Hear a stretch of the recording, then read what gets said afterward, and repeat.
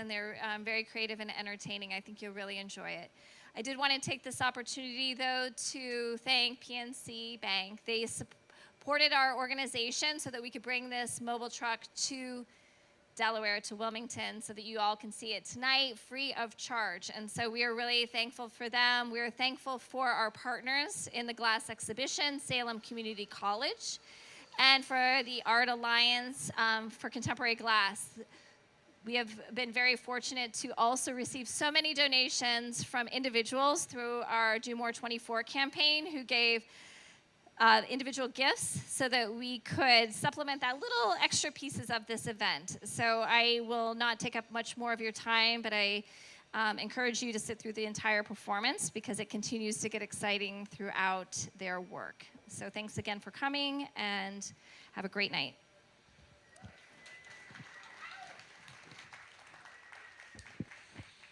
All right.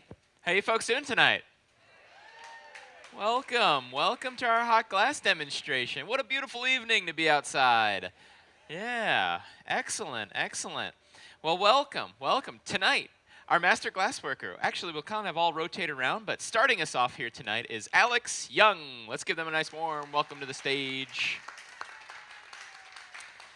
We've got George Kennard. My name is Tom. I'll be chatting with you folks for the first portion of our demonstration here. If you have any questions at all, feel free to ask. We like making our shows a little bit less formal than you'd think. So we're getting things started, though. So we start most of the pieces that we make the same way. We start by collecting some clear glass out of our large furnace on the far side of the stage here. This furnace sits at 2,120 degrees Fahrenheit. That's actually a little hotter than lava coming out of a volcano. So pretty incredibly hot stuff. And just like lava, our glass will glow a nice bright orange color. Now, it's all clear glass inside the furnace, but we don't want to keep it clear for very long. What we're doing here is we're rolling the glass through some small chips of already colorized glass. Alex has a couple really nice colors laid out here. Now, they started with an alabaster white color, so kind of a light milky white glass color. And there's a couple other colors here on the table. We have a beautiful color called gold ruby. It's a ruby red color. And another color called gold topaz, which is a really nice, rich, and warm color. Now, those colors both have the word gold in front of their name because they're made using gold chloride. Different glass colors are made by adding different metal oxides and chlorides. Iron oxide, which is essentially just rust, will turn the glass green. Cobalt turns the glass the beautiful dark blue colors here. And that gold mixed into the glass will create these really rich ruby reds, some really nice amber colors. If you mix the gold with like a little selenium, usually you'll get a really rich amber color. So we'll pick up several layers of that glass color. The more layers that we put on, the more saturated that color will appear in the final piece. So one coat will give you like a really faint color, and two or three well, we've got, I think, about 3 so far here. So that'll be kind of a pretty rich and bold color application within the piece. Alex is building up some heat on the surface of the piece in a secondary furnace. Actually, if you could look on the screens right now, you can see what's happening inside the furnace. It looks like a disaster. But that's intentional, actually. So we're taking those colors, we're letting it drip and roll over on itself and fold and swirl. Oftentimes, people will ask us, when we're making a piece of glass, do you just let the glass do what it wants to do? This is a little bit of letting the glass do what it wants to do, letting it drip and flow and move, getting some folds and layers. Sometimes we refer to this as a marbleizing technique, so making the glass look like marble a little bit, like this kind of natural flow and this natural movement like a stone or a rock might have within it. So in this case, it's just swirling all 3 of those colors, the alabaster, the ruby, and the amber color. And this should be a really nice blend of those three colors. The alabaster has a little bit of opacity to it, and then the ruby and the amber color are very transparent. Just using like any one of these colors kind of by themselves, they wouldn't really pop too well, but the alabaster mixed in with those transparents will get some really beautiful effects within that glass color. When we mix these, the amber and the ruby, I like to call it a sunset pattern. It gets like a really warm gold and pinks and red colors. So Alex will take a seat at the workbench and shape and center that glass. We had this swirly mess, and we're organizing it now, getting everything back on center and under control. Now, once everything is under control, they'll blow and cap some air pressure in the back end of the pipe, and that air pressure will have nowhere else to go except push its way out into the hot glass. So watch the glass closely here for just a second, and if everything's kind of just right, we'll be able to see this piece get a little bit larger right there. So there is a lot of color on the surface of this piece right now and kind of swirled all the way throughout the piece. So you can't really see the air bubble. If we were going to just make a clear piece of glass, you'd see the air bubble push its way out into the hot glass. But in this case, we just see it grow just a little bit. So now we know that we're officially blowing glass. We officially have a hollow bubble of glass within our piece. Now this small amount of glass is small, and we can make something small, like a little drinking glass or an ice cream bowl or something like that. But what we want to do is let this material settle. This will cool down to about 1,000 degrees Fahrenheit.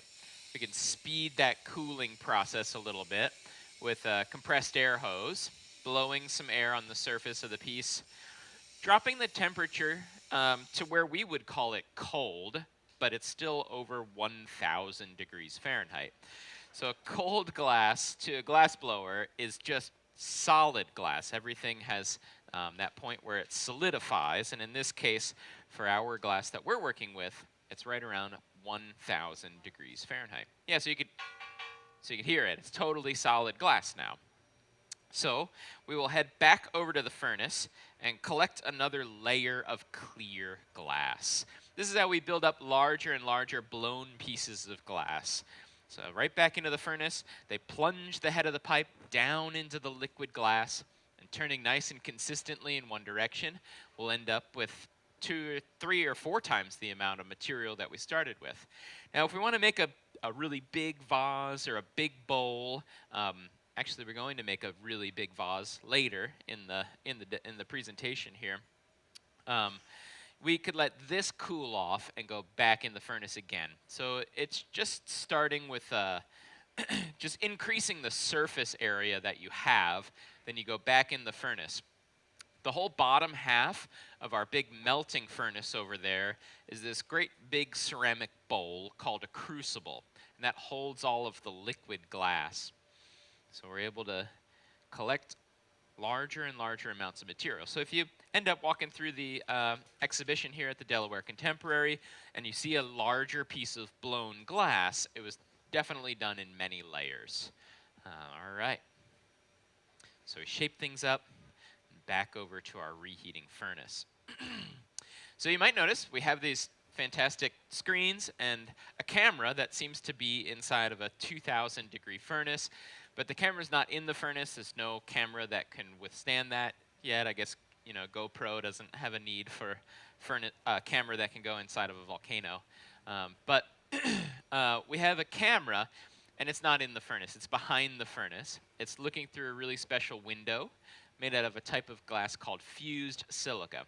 Fused silica melts at about 4,000 degrees, and our furnace is 2165-ish. Depending on if we've got the doors open on the furnace or not.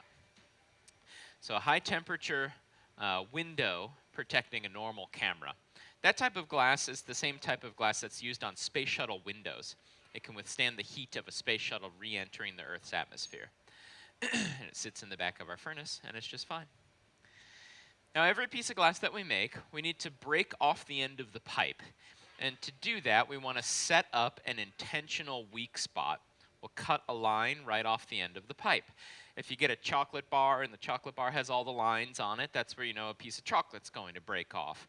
So we're doing kind of the same thing, but for our glass piece here. We set up a thinner, weaker area that the glass will break free. So cutting in that line, Alex has a pair of tools called the jacks. These are metal-bladed tools.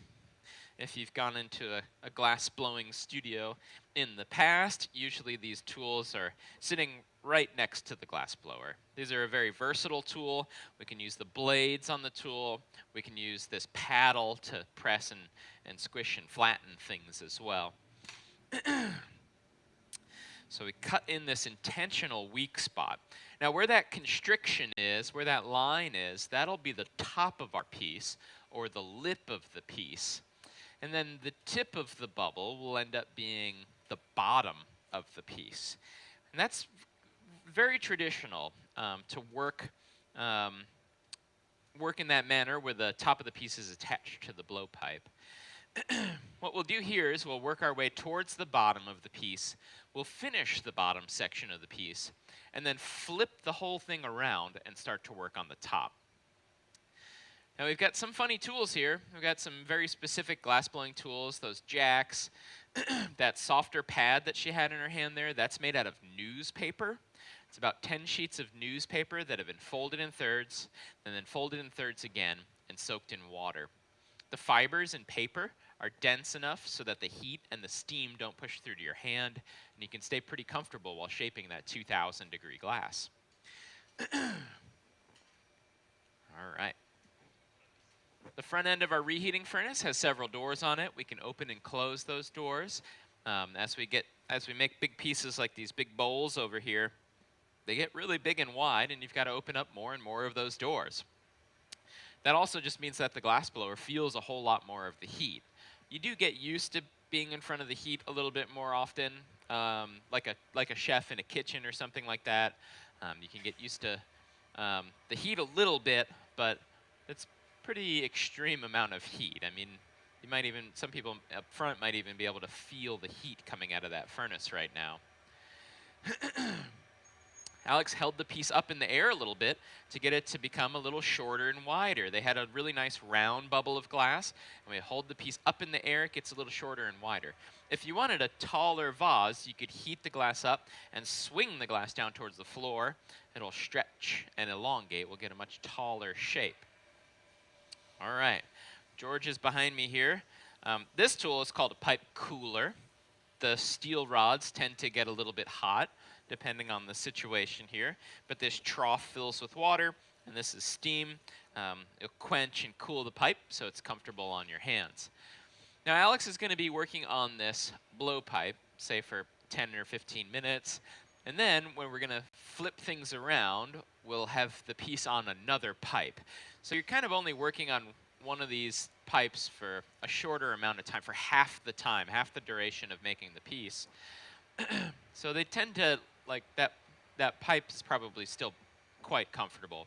That's mainly because the pipe itself is made out of stainless steel. Stainless steel is a poor conductor of heat, so we can stay pretty comfortable while we're working and shaping that glass.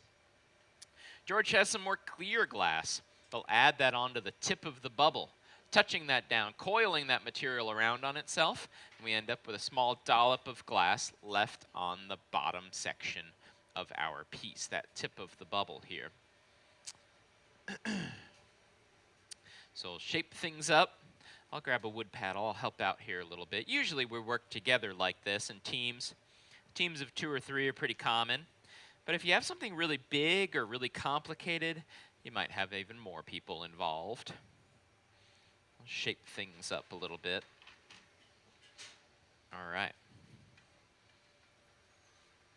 So that'll be a foot or a base for our piece to rest on. And once we have that foot nicely situated, we want to go ahead and flip the piece around. We're going to attach a secondary solid steel rod into the center of the bottom of the piece, and then break the piece free from the blowpipe. We'll use that rod that George has as a handle for shaping up the top portion of the piece. Now we're going to make a connection between two pieces of glass. So in this case, we've got that puntee, we've got the foot, and all the temperatures need to be just right for this to work. We want this connection to hold onto the piece for the rest of the process. But at the end of the process, we want to be able to break it free without damaging the bottom of the piece. The way that we do that, we control that strength of that connection is by controlling the temperature. The hotter a connection is, the stronger it'll be. So we'll make this connection at about 1,300 degrees, a sharp tap to the blowpipe, and the glass breaks free wherever the glass is the weakest, right along that nice little constriction line. So we've flipped the piece around, and we can start working on the top portion of the piece. Now to break the glass free, the glass needed to be solid. So we want to let that cool down to be able to actually physically break. If the glass was a little bit hotter, it would be flexible, it would be moving around still, and it wouldn't break free. So in this case, we now need to go from that 1,000 degrees Fahrenheit back up to about 1,800 degrees Fahrenheit, where the glass is nice and hot, and it'll be moving again, and we have this small opening on top. We can start shaping this into the piece that we want to shape. But this is a longer heat in the process, and an excellent time for any questions, if anybody's wondering anything as we've moved along a little bit. Sure. Sure. So right now we're using propane and forced air. So we were able to reach that 2,000 degrees Fahrenheit. This studio can run off of natural gas. And in Corning, we have a couple electric studios as well. So you could have an all-electric glassblowing studio. But right now we're running off of propane. We rent a big propane tanks and fill up propane tanks and run our glassblowing studio wherever we need to go. Yeah. I think a hand over here came up second. Yeah.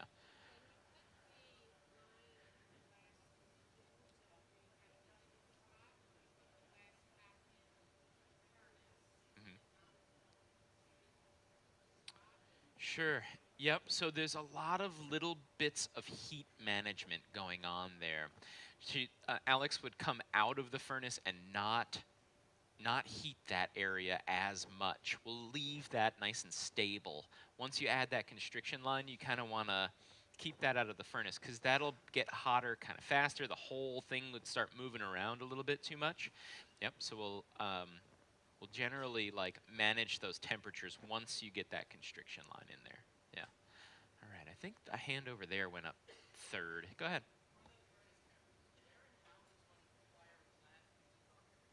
Yeah. Where and how does somebody use glass used for rocket reentry? Corning, New York. Yeah. Yeah. So where we're from, yeah. So Corning Incorporated is a great big company that they moved from Brooklyn, New York to Corning about 153 years ago. About 60 years ago, they started our museum. Yep, so we're separate entities from that big company, but they donate very generously to the museum itself. But they're always willing to help us out, make our guests' experience more interesting and dynamic.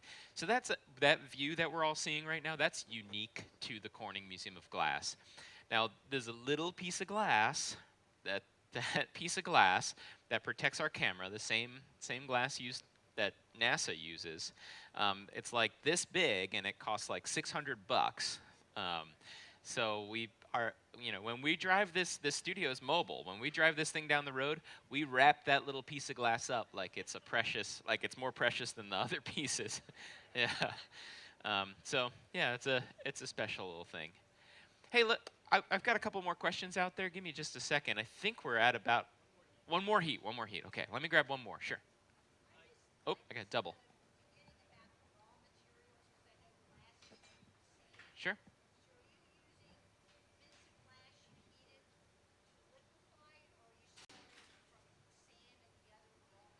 Sure. Yep, great question. So our glass that we're working with is called soda lime glass, and it gets its name from its ingredients. It's about 70% silica sand, 20% soda ash, and 10% limestone. Three things mined out of the earth and then refined. The clear glass manufacturers will take those raw materials, melt them down once, and we get what's called cullet, these chunks of glass color, or of clear glass. All right, here's the moment. Everybody take a look. look at the piece up on the screens or in person. As the glass gets hotter and hotter, they'll turn the pipe faster and faster, and we'll get a beautiful flare using just heat and centrifugal force. Here we go, spinning the piece all the way wide open like a plate. And we can hang the piece down towards the floor, and we get that beautiful fluted lip or ruffled edge. Nicely done.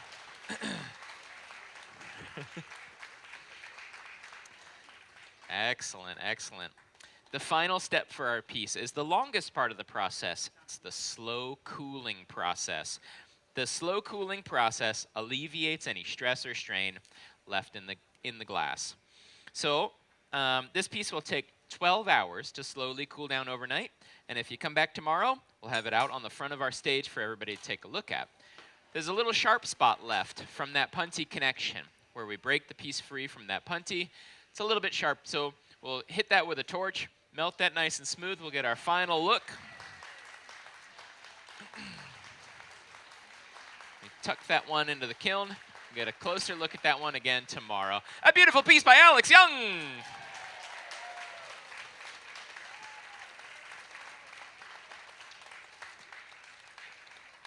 All right, folks. Next up, we've got George Kennard. George is the gentleman right here.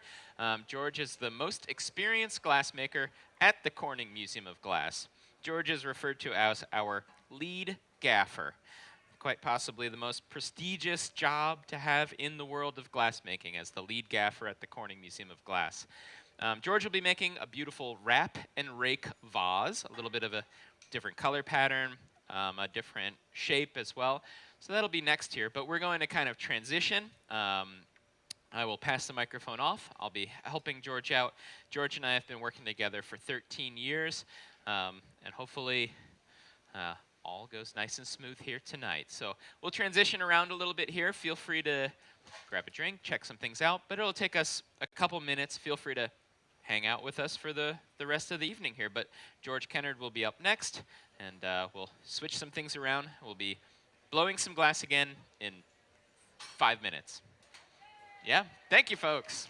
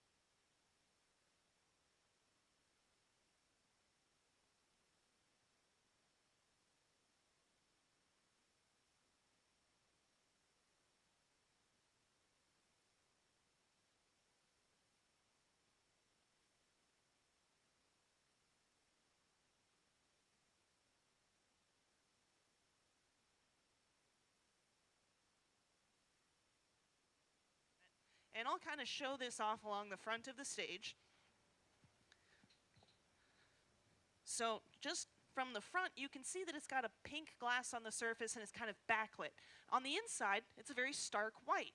And this is how they achieved that. They started off with white glass, overlaid that over some clear, and then they overlaid that pink glass over the surface of it. So you get that inside-outside design.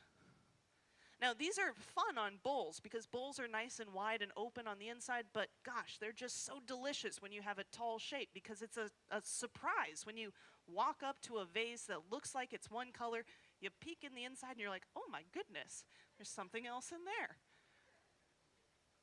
So that's something that glassmakers think about. You know, it's not just about the design of the object itself, but those color applications can be a really neat way of adding visual interest to the objects that we create. So we're going to go through this overlay process again. George will get that glass all organized, all that color applied all the way around that clear bubble, and then he'll allow it to cool down. He'll allow it to stabilize so that they can add the second color right over the top of it. But again, this is a really good moment for questions if we have them. It's going to take them a minute to get that glass hot.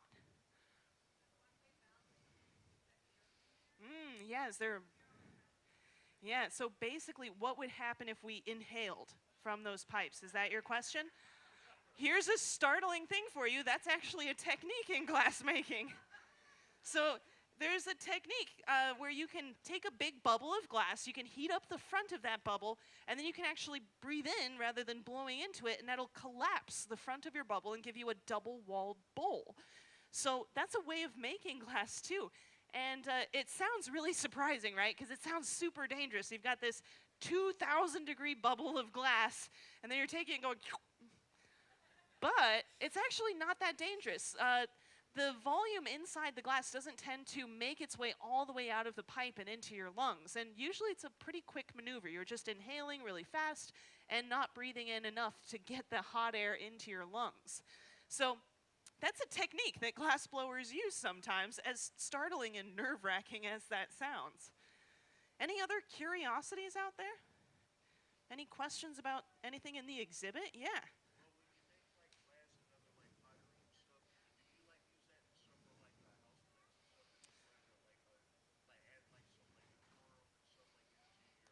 Yeah.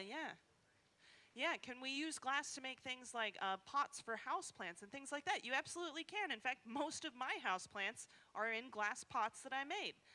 Some of them were accidental pots. So if you go through that punty process and you stick that rod on too hot, whew, it'll create a permanent bond. And if you're really lucky, instead of shattering the piece into little bits, it'll just leave a hole in the bottom of it. I've had a few bowls go from bowls to planters in that fashion.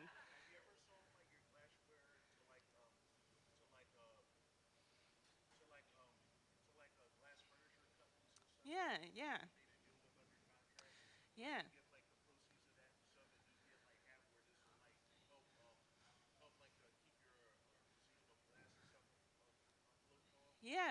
So the question is about whether or not glass artists ever sell their work to like big home goods stores and things like that. You know, we don't do that with the museum specifically, but there are a number of artists out there that will produce work for larger entities that sell the work for them. So that's a really valid way of making a living as a glass artist, especially if you're out there just kind of hustling on your own and not working for a museum the way the three of us do. Yeah. Yeah. Yeah, so you're talking about Madeline's work, those trumpets of glass. So that is made with borosilicate glass. So borosilicate glass is different than what we're working with. And Madeline is a flame worker. So she works over a torch that's mounted to a bench. And she's bending those tubes, opening up the bells of the trumpets, and connecting those parts all together by using an oxygen propane fueled torch. Really crazy. I really admire Madeline. Her work is astonishing. That one trumpet that blows into your ear, though, that one like makes me nervous because I don't like big noises in my ear. That sounds like it would really hurt.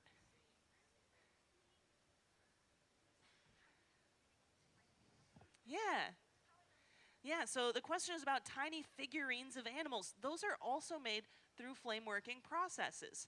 So if y'all ever make it out to Corning, New York, I highly encourage you to check out our museum as well, because we offer demonstrations not only of this blown glass that you're seeing us do here tonight, but we also do demonstrations of flame working to kind of give people an idea of just how deep of a rabbit hole glassmaking can be. So flame working can be used to make things like scientific apparatus. If you need a specialized tool to do an experiment, a scientific glass blower will make whatever it is you need to accomplish that experiment. But you can also use it as an artistic form. You can make little critters. I also do flame working. I like to make little teddy bears and little rabbits and things like that. So there's so many things you can do with glass making. And you don't just have to work with it hot. There are people that carve and grind glass through a cold working process. You can make plaster silica molds, fill that up with little chips of glass, melt it all into the mold through a process called kiln casting. Yeah, what's your question?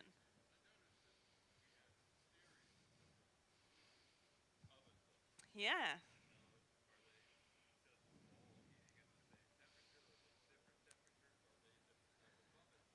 That is an excellent question. So the question is about all of these different ovens that we have up there, and we do have a number of them.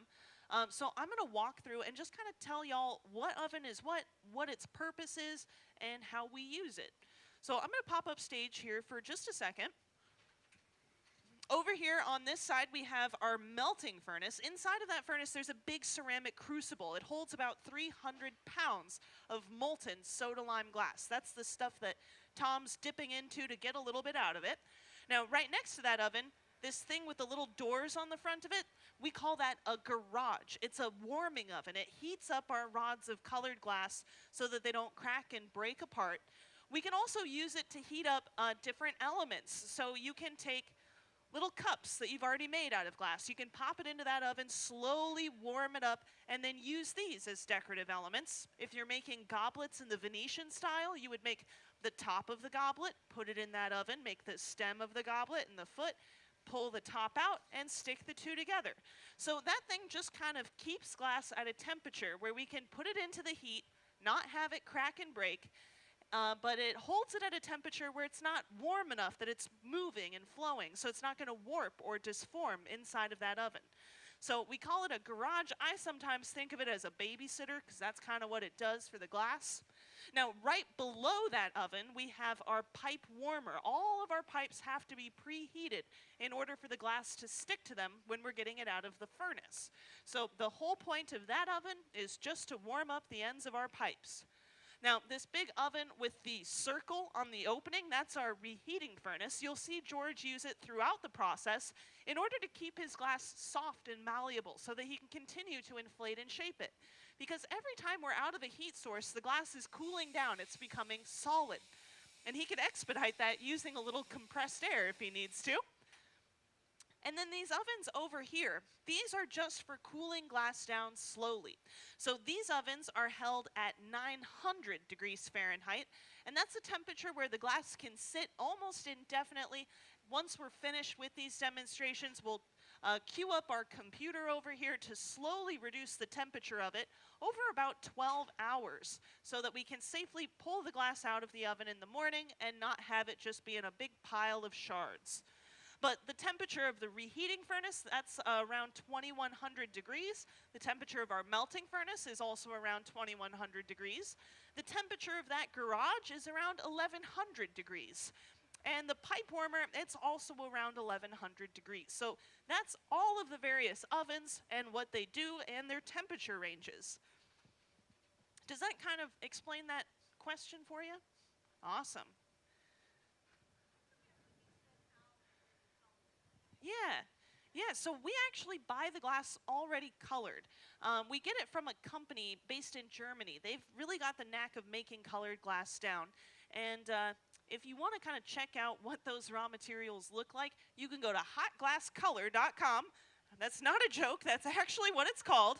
And you can see all the different colors out there and their various price ranges because, of course, they're all made by adding different metal oxides to the raw ingredients. So Ruby red is going to be much more expensive than a green, because with ruby red, you're looking at gold being the main ingredient, whereas with green, you're looking at iron oxide, or basically rust.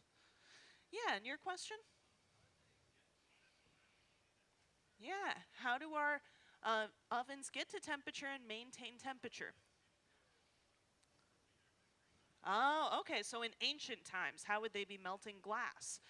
So the Romans, they were the ones that we credit with starting glass blowing. But before that, glass was actually started in the Mesopotamian era, so modern day Iraq and Iran, under the Egyptian Empire. And what they would do is they would build these furnaces out of ceramic material, so essentially a mud furnace.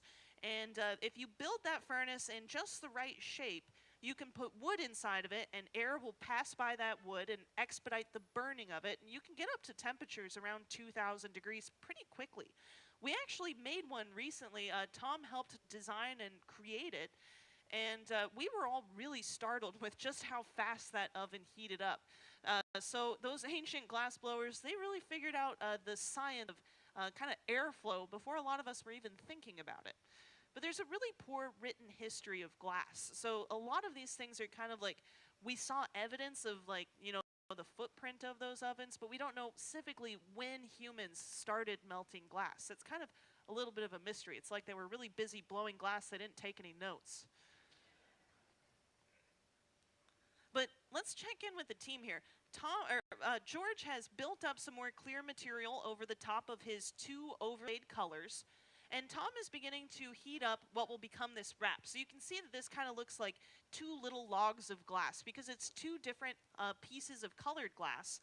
And this is what's going to give us this beautiful design on the surface. So with this one, we have yellow and black glass together. Those get wrapped down the base of the form. And because they're together, it kind of changes the tone of those colors as well. This technique of George is really awesome. I always love it when he makes these, because it's super exciting, and it's always surprising even to me as a glassmaker just how these turn out. But Tom will shape these together. He'll kind of shape it into a little bit of a cone shape, and this is going to allow the glass to feed off of that pipe in a nice even fashion. Now here George takes yet another layer of glass over the top of his clear, and this tool that he's using right now, this is our pipe cooler. So as we reach into that oven, sometimes the handle of that pipe will get a little bit warm, but that's no problem. We've got this beautiful trough of water. We can just run room temperature water over that pipe and cool it right down, make it nice and comfy to handle. Now to add this wrap, we have a really neat tool here.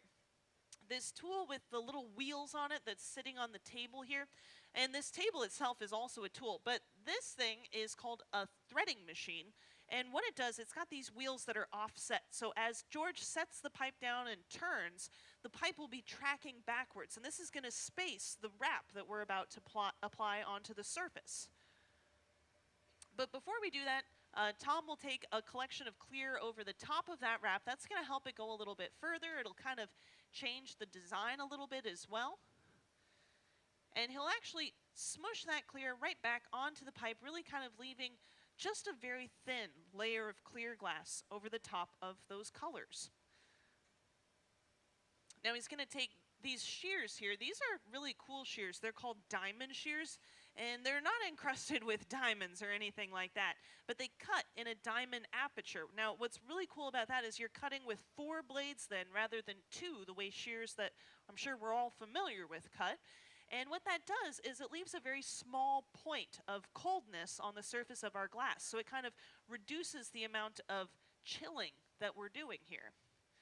So he trimmed that, he gets the rollers set in place, and now these two are going to switch. So when you're applying these trails, sometimes it can be nice to be the one in control of the color application. I know I don't like to do it for other people, because I have a horrible tendency of needing to sneeze as soon as I'm starting to do this. And of course, if you do that, your trail goes from being a nice thread wrap to being something like, looks like someone nervous got involved with it. But this is another one of those moments where we need our base form to be pretty stable, because we're going to be physically wrapping this glass around it.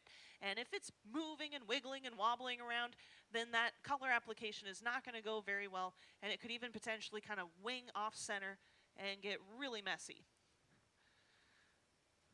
But we do say that timing, temperature, and teamwork are really the 3 T's of glassmaking. You have to have all those things going well in order to successfully make a beautiful piece of glass. But here Tom gets that pipe set up. You can see how it's moving already on those rollers. George gets that glass really nice and hot. Now, something that's really awesome about hot glass is it's not only sticky, but it's very ductile, which means that we can stretch it into long, thin strands. So he just touches that down, they turn, and just like the threads of a screw, we've got a beautiful pattern going right down the surface of our clear glass. Did y'all like that? Do you want to give them a big round of applause?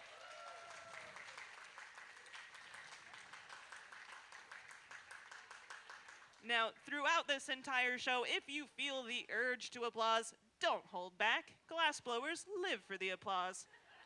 Some people think it's Lady Gaga. It's not. It's us. But now we've got that beautiful wrap on the surface. We're going to take a moment, get everything nice and hot, because we want to change the effect of that wrap. So George has this little tool here. It's just a little hook, and he's going to be grabbing the tip of the bubble, stretching the glass back towards the pipe. Sometimes he'll grab at the pipe end and stretch it out towards the tip. But in order to be able to do this, you need that whole mass of material to be really hot and gooey. You don't want to get halfway through it and then have it freeze in place, because then you have to heat it up, and it probably isn't going to go so smoothly. Yeah. Yeah. It's not, no. Yeah. It sure is. Yeah, yeah. Okay, so the question is about this beautiful view into our 2,000-degree furnace.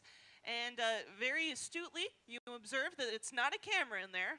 GoPro has not figured out their Inferno edition, but it is looking through a piece of glass. Now, the question was, what glass can withstand the temperatures in a glass melting furnace? That sounds really crazy. Now, there are tens of thousands of different recipes of glass out there, and each of them have their own unique attributes. The glass giving us that view is called fused silica. It doesn't start to melt until around 4,000 degrees Fahrenheit. So it's really just one ingredient. It's silica dioxide that makes up that glass window.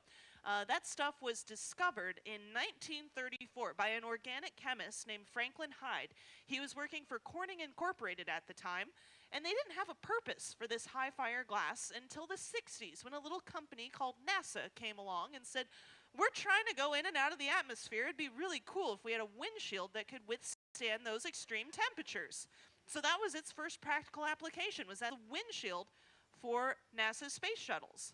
But look at that. There George goes, raking that glass. You can see how that's changing the color pattern. Now, he has to be really quick as he's doing that. His hand gets really hot. That's why Tom steps in and kind of shields him with that wooden paddle. But back to that window. Now, we all make use of that fused silica product every day. If you send text messages, if you send emails, if you binge glass-blowing competition shows on Netflix, you are using that window because it makes up the core for fiber optic cable. It's very optically pure, in addition to being very heat resistant. So really neat stuff. But there we go, changing the pattern a little bit more. He can only get about 2 of these rakes done before that glass is too cold to change the surface of it any further. So you have to be really quick to be able to do this pattern. If you don't do it quickly, it ends up looking like you've only done it halfway.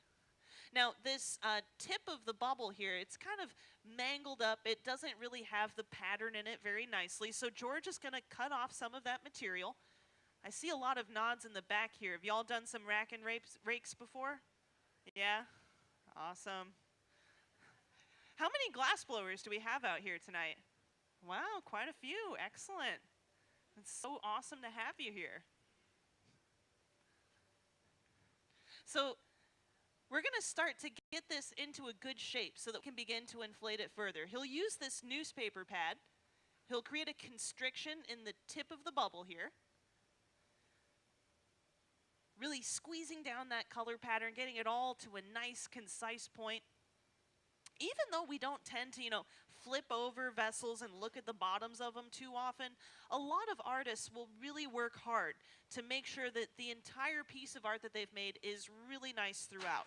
So this is just one of those moments where we're making sure that everything is nice, even if it's something that maybe you won't notice every day. It's always good to think like maybe somebody's like flipped over my vessel and seen that nice little detail on the bottom. And that's true of all artists. That's not just glass makers. Every sculptor, every painter, they all work really hard to make sure everything is really nicely designed. Now, Tom was just cleaning off the table here. That tells me that George is about to come over and use that table. If there's any dust on it, any little pieces of glass, as he rolls across the surface of it, those things would stick to his material and make little flaws. So a lot of the time we'll do a little sweeping of that table before we use it.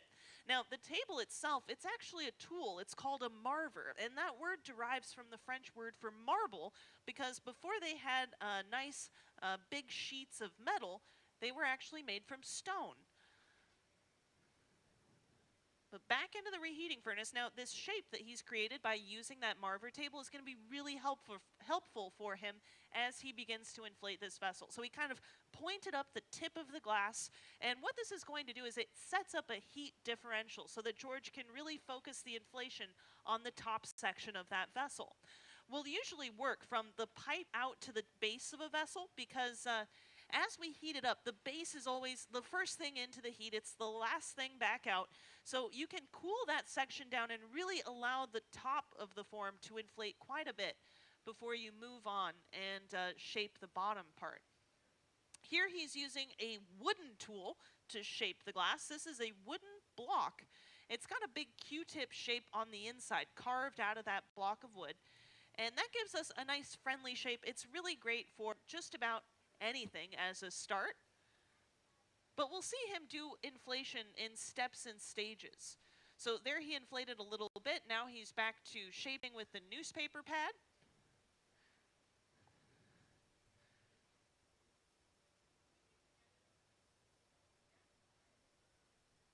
So George is going to actually add another layer of clear glass over the top of this form.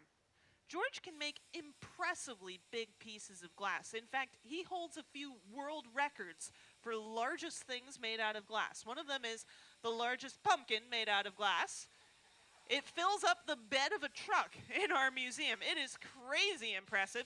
It's so big, they had to make a kiln just to cool that thing down because they didn't have one big enough for it before he made that. So if you want to see that, that's actually on the Corning Museum of Glass's YouTube channel. If you search for world's biggest glass pumpkin, you'll see George Kennard. I think maybe Tom even helped him out with that one. So you'll see these two crazy guys making a huge pumpkin.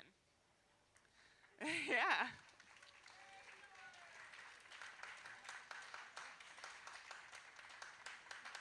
Now, I believe he also has the world record for the largest snow person made out of glass. Every winter, we break out the Corning snow family, and it's got a snow dad, a snow mom, a snow kid, and a snow dog named Pyrex. Every year, George adds a little something new to the snow family. And these are just fun things that we have pop out seasonally at the museum. It's always really impressive to see them. And, oh gosh, you guys are in for a treat. So we just moved this bucket of water right up front.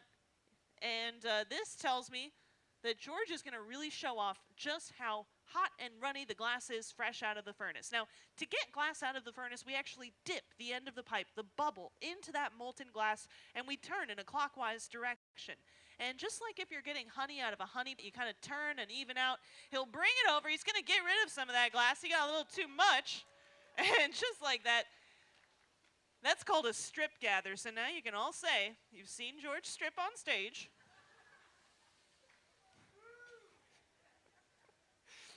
Again, cooling that pipe off. We want to stay as comfortable as possible while we're working. We're already standing in front of 2,000-degree furnaces. No reason to cook our hands as well as our eyebrows. Now again, we'll get that material organized. That's always one of the first things we do fresh out of the furnace is get our material distributed appropriately for the piece that we're making. Now, these wooden blocks, they're made out of cherry wood. I don't know if I mentioned that yet or not, but they're made out of cherry wood. That's kind of the standard here in the United States, but pretty universally, you're going to see those blocks be made out of fruit woods. And they're made out of fruit woods because fruit woods burn very slowly, so they've got a nice, dense grain pattern. They have a very low resin content, so they don't leave any unwanted scuzz or haze on the surface of our glass. And they also have a very high sugar content, which allows them to carbonize very readily, helping with that slow burning process. So wooden tools like that, they'll last a couple of years in a glass studio if treated just right. No, the wood is wet, actually. In fact, it needs to be, because if it were dry, it would stick to the glass and just kind of mangle it. So fresh out of the furnace, anytime you see us using wooden tools on molten glass, it's going to be a wet wooden tool. But if the glass is a little bit cooler, if it's more in like the ballpark of 1500 degrees rather than 2000, then we'll use dry wooden products. So like when we flatten the bottom of this form, you'll see George utilize one of those dry wooden boards. And sometimes we'll use it to keep the rims of the vessels nice and straight in relation to the foot. So it really just depends at what stage you're using those wooden products, whether you're going to be using it wet or dry. Now, if we used a wet wooden product after we have something nice and inflated, it's actually going to shock the glass. It's going to cause it to crack and break. But at this temperature, using those wet wooden products, what it does is it just turns all the moisture in that tool to steam, and that functions as a barrier, preventing us from sticking to that wooden tool. It's basically the Leidenfrost effect. It's kind of like when you take a little bit of water to see if a skillet is hot. It just dances around the surface of that skillet. The drop of water actually isn't making contact with the skillet at all. It's just gliding around on a bed of steam. So that's a principle that we use as glass makers as well. Now, to catch up with what we've done so far, George created a constriction in the top of this form. That constriction separates the bubble that he's working on from the pipe that it's connected to.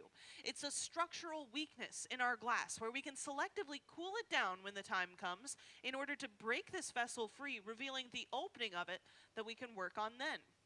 But we like to start those constrictions pretty early on in the process. As you inflate glass, as you stretch it out, it's thinning out. It doesn't hold its heat as long. So if you blow a big bubble of glass, forget to put that constriction in.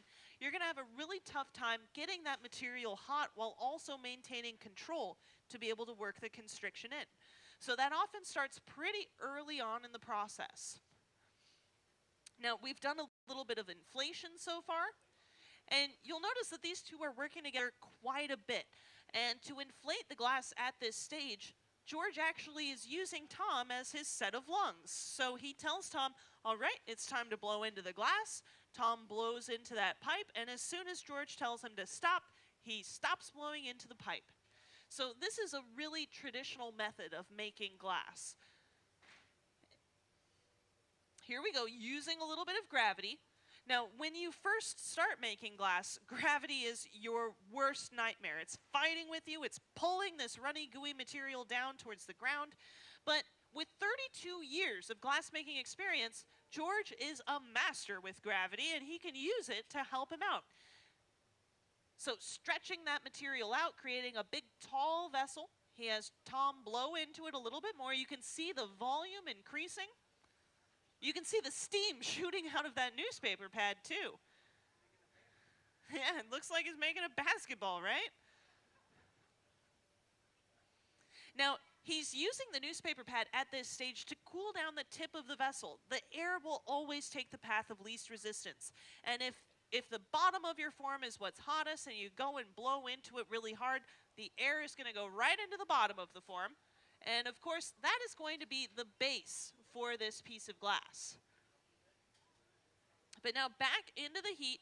At this point, he's really focusing the heat on the bottom half of this vessel. We can always selectively heat whatever is furthest away from us on these pipes.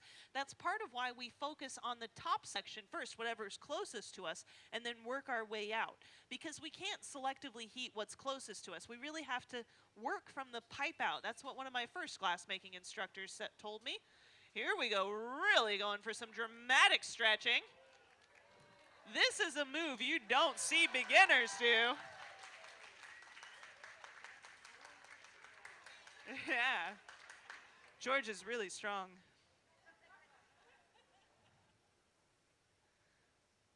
Straightening the walls of the vessel using that newspaper pad. That newspaper pad is a lot of our favorite tool. It's soft, it's flexible, really allows you to get a little bit of the hand into the material.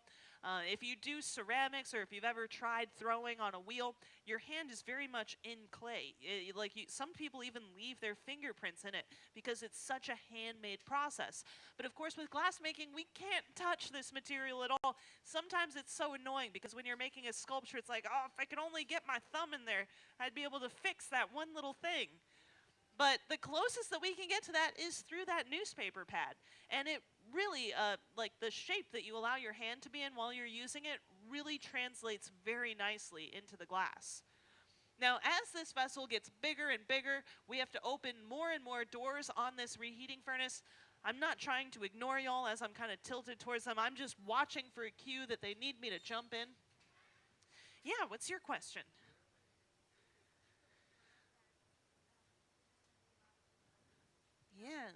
Yeah.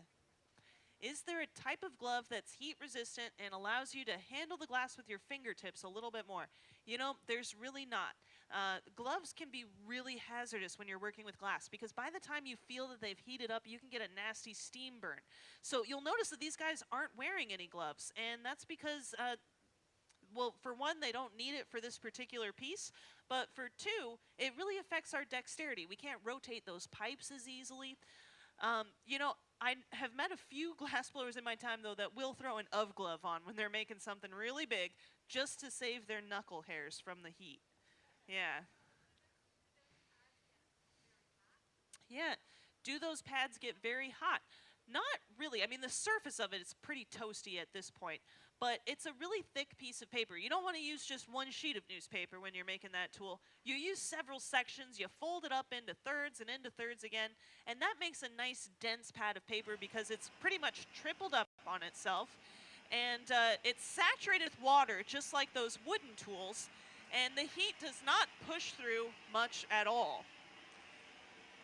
But it looks like we are ready to punty this piece of glass. So we're finished working on the base of this form. We're ready to work on the top. I'm jumping up here just because I know that things tend to get a little more hectic at this moment. So right now, Tom is in a holding pattern. He's babysitting this piece of glass, making sure that it's warm enough, that it's not going to crack and break, but cool enough that it's not going to warp and disform. A very fine line to dance. George is heating up the end of a pipe. He's going to add a little bit of glass to it and shape it up to be the temporary handle that will apply to the bottom of this piece of glass. Now, this is a really precarious moment in the glassmaking studio. When you're a beginner, this is the moment where things tend to go really, really badly because there's so many critical temperatures that you have to be aware of. And if all of these temperatures aren't just right, it really goes disastrously. So George gets some fresh molten glass. He'll cool that pipe down. That's going to be how they're holding on to it for the rest of the show.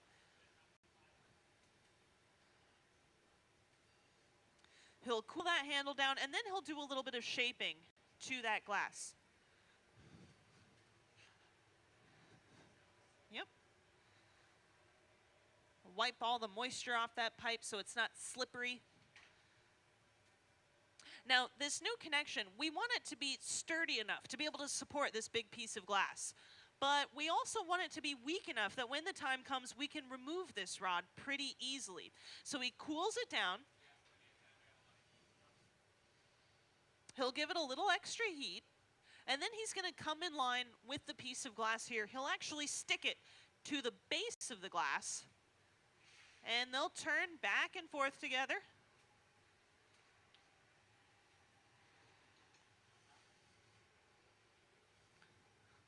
So there he goes, sticking it on. He uses those jacks just to be able to hold on to that rod better, control the application.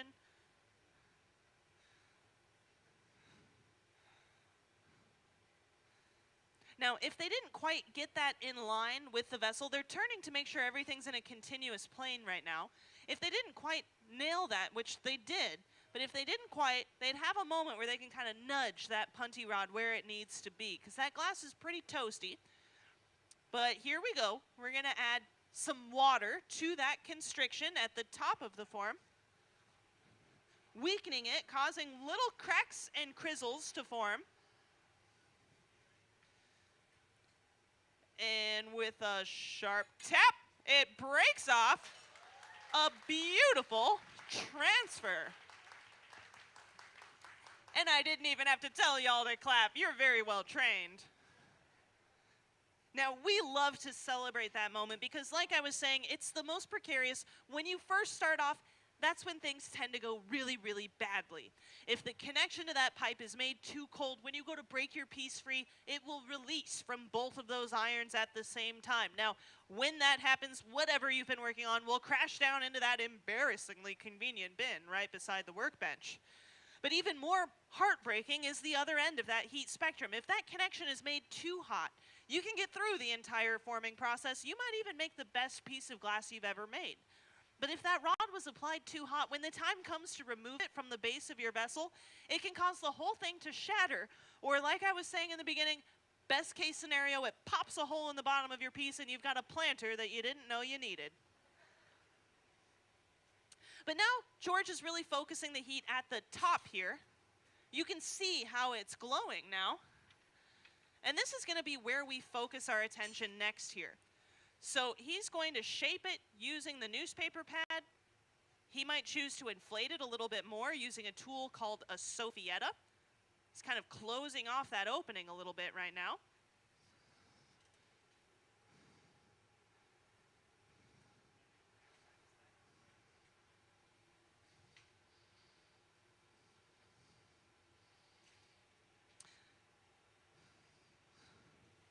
But you work really incrementally when you're shaping glass. You don't want to try to do everything all at once, because if you do, you're going to be really fighting with that material. So a little bit of shaping, a little more heat, a little bit of shaping, a little more heat, and that's the dance of glass making. Now, you'll notice while he is focusing the heat on the top of this form, periodically he dips that entire thing inside of that reheating furnace. Now, when he does that, it's not because he wants to change the shape of the bottom half of this form or the base of it, but because he has to maintain the temperature throughout that section, as well as that delicate connection to the punty. But here he's going to trim the vessel, so he's going to pinch and pull at the rim of this vessel. This thins out the material a little bit.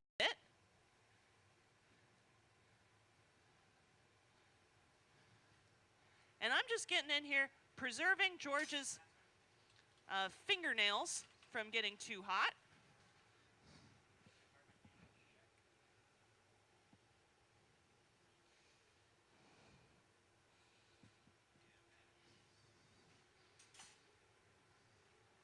So we've created another constriction in the top of the form here.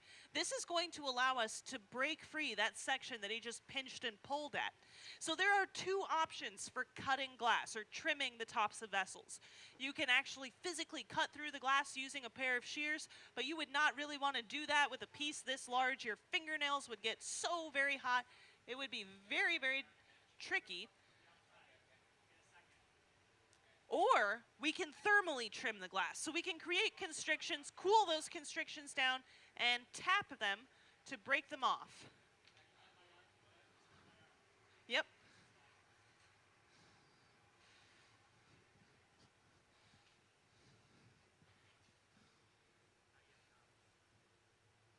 So here we go, tightening down that constriction.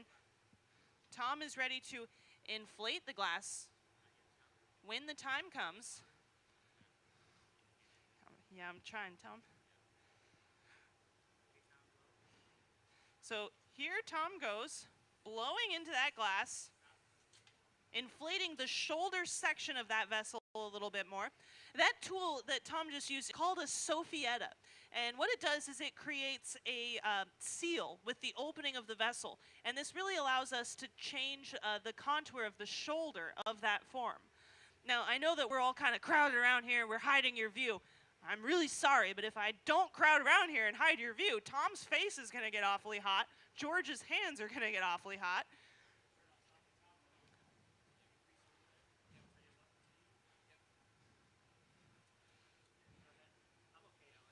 Okay. So they're really inflating a lot. You can see how nice and round the top of our form has become. We're going to do it one more time.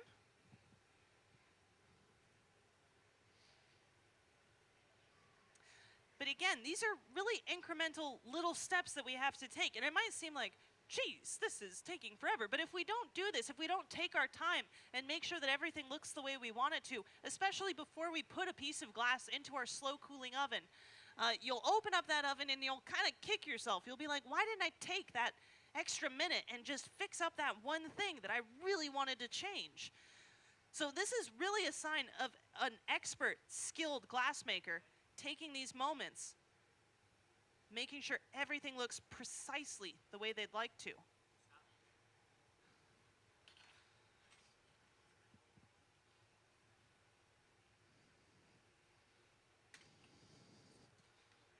Okay.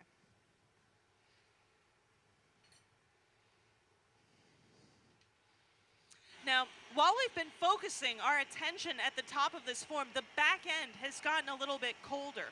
So he's going to preserve some of the temperature there, building in heat using this propane-fueled torch. It's got air flowing through it, which helps it get up to temperatures in the ballpark of around 1,500 degrees Fahrenheit.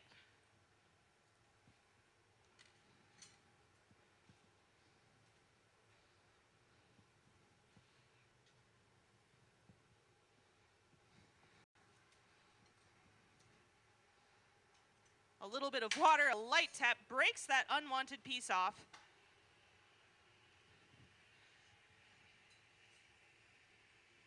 He'll give it a little extra heat using this oxygen propane fueled torch. Now, this is an augmented tool. This is what flame workers use to make those little critters. That's what Madeline uses to make her beautiful glass trumpets. But we use it sometimes just to really spot heat sections, to make that glass just really soupy. That torch burns at around 4,000 degrees Fahrenheit. Now, when we tapped off that unwanted section on the top, it kind of broke a little bit crooked. So George is going to go in, he's going to trim that glass. Okay. Just very delicately removing just a little bit of excess material here.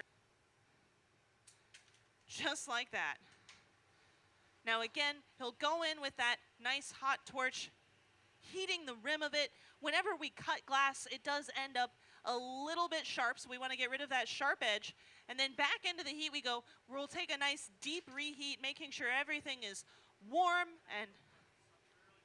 Yes, okay.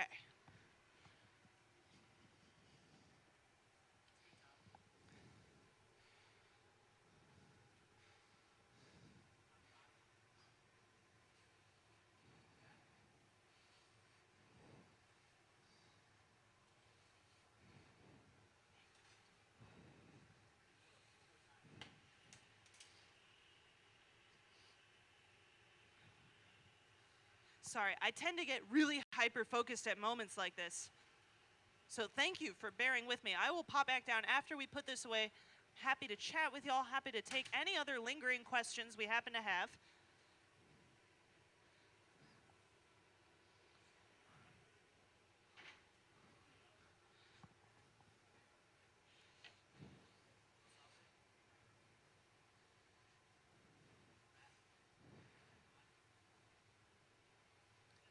All right.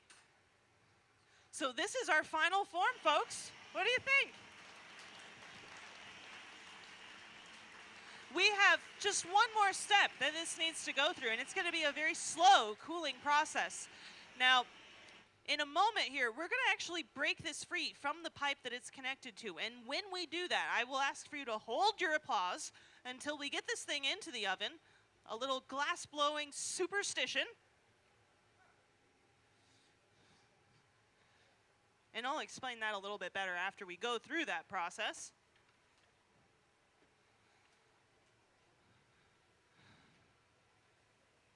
So we'll take a few brief overall heats, just ensuring that everything is the appropriate temperature.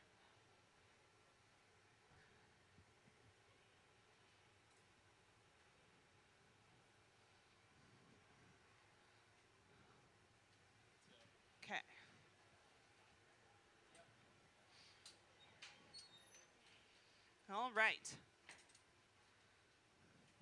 So here we go. Tom's all suited up. George pokes the connection with a butter knife, weakening it. A light tap breaks it off. Hold on, you're all too excited. That bottom edge is broken glass, so we'll get rid of any sharp edges. And then this is our last look at it. Into the slow cooling oven it goes for slow cooling and safekeeping. And it's in there safely. Give it up for George Kennard!